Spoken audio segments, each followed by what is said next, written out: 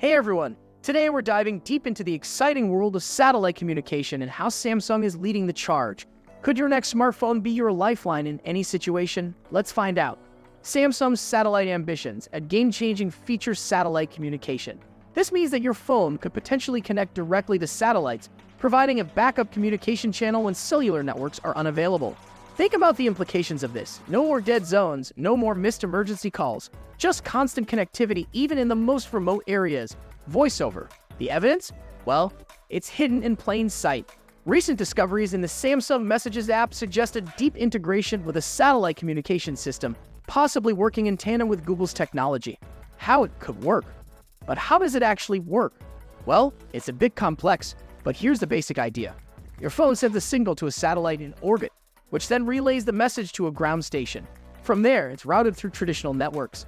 While this technology isn't new, integrating it into smartphones is a massive leap forward. It's like having a personal SOS button in your pocket.